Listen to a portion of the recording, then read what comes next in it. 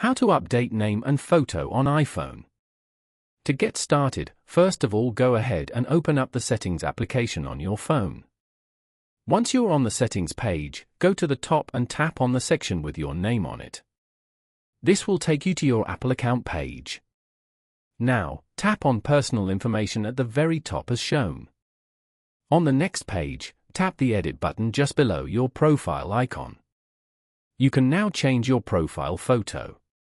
Tap the Photos icon to choose an image from your library. Select a picture, adjust its position and scale, and then tap on Choose in the bottom right corner as shown. You can also apply a filter to your liking and tap Done at the top right. Once your new photo is set, tap on Done again to confirm. You will see the photo has been updated.